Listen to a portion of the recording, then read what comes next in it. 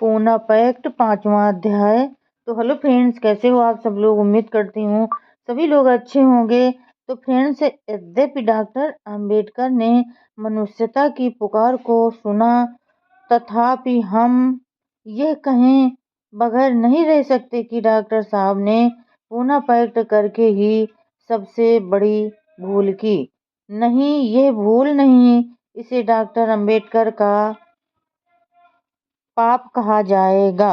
चौधरी अफजल हक अहरारी नेता इसी बात का जिक्र करते हुए कहते हैं, हजारों वर्षों से अछूत नीचे धंसे पड़े हैं, कौन उनकी मदद करेगा।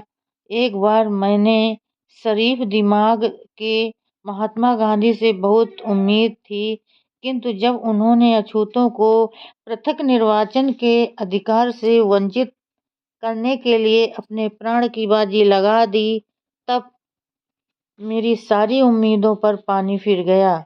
यदि एक राष्ट्र हो तो संयुक्त चुनाव जरूरी है, किंतु वे जिनके साथ कुत्तों से भी घृणित व्यवहार होता है, उनके लिए पृथक चुनाव ही एक ऐसा मलहम है जो अस्पृश्यता रूपी पुराने घाव को अच्छा कर सकेगा। मेरी समझ में वे जो बहुत दिनों से अपमान और दीनता से कराहते रहे हैं, उन्हीं करोड़ों आदमियों के प्रति दोनों गांधी और अंबेडकर ने ही बहुत बड़ा पाप किया। एक बार फिर अछूतों को उन आदमियों की दया पर झोंक दिया गया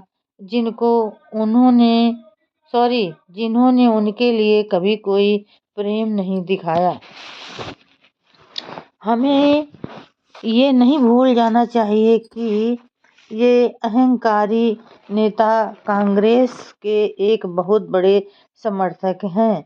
हम ये भी भूलने की धृष्टता नहीं कर सकते कि जिस समय डॉक्टर अंबेडकर लंदन में अछूतों की ओर से लड़ रहे थे, तब तक देश में बड़ी चिल्लपों मची और सभी राष्ट्रीय अखबारों ने एक प्रपंच रचकर डॉक्टर अंबेडकर को देशद्रोही बनाने का प्रयत्न किया। डॉक्टर अंबेडकर के पास अछूतों के जो तार आदि जाते, उसको इन अखबारों में कभी नहीं छापा। अछूतों की झूठी समस्याओं का वर्णन अपने अखबारों में छापकर राष्ट्रीय अखबारों ने झूठा प्रचार किया। उसका नमूना संसार के किसी देश में नहीं पाया जा सकता। सभी हिंदू राष्ट्रीय अखबार डॉक्टर अंबेडकर को कलंकित और गाली देने का प्रारंभ हुआ। अखबार छापने की मशीनें सैकड़ों और हजारों की संख्या में रात दिन अखबार छापकर अंबेडकर पर गालियों की बौछार ही करती रहती। ये वही अखबार है जो इस बात का दावा करते रहे हैं कि वे देश के सभी संप्रदाय की भलाई चाहते हैं। क्या अछूतों के लिए उनकी भलाई चाहने का यही नमूना था? दुख तो इस बात का है कि अभी हाल में ही इन राष्ट्रीय अखबारों ने डॉक्टर अंबेडकर के लंदन जाने की खिल्ली उड़ाई। यह सब जानते हुए भी डॉक्टर अंबेडकर ने पूना पैक्ट पर क्यों हस्ताक्षर कर दिया? यह उनकी मनुष्यता नहीं, अपितु उनके जीवन की सबसे बड़ी भूल का जीता जागता नमूना था।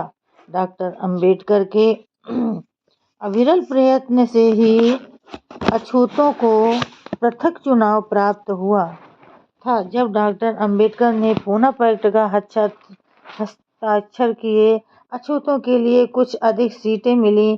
पंजाब में अछूतों के लिए सरकार ने पहले कोई सीट नहीं दी थी।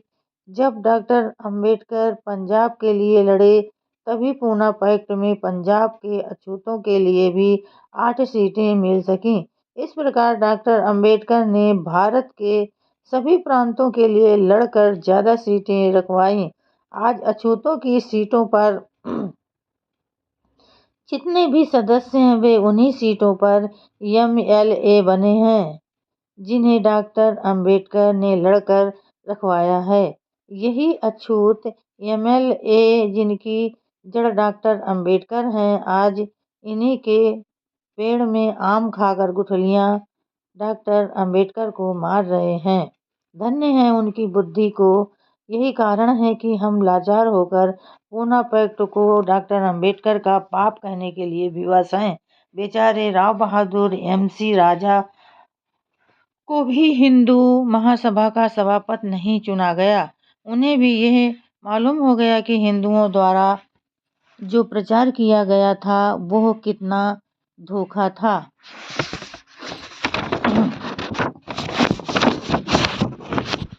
भला एक अछूत किस प्रकार हिंदू महासभा का सभापति हो सकता था। अतः हिंदुओं ने श्रीयुक्त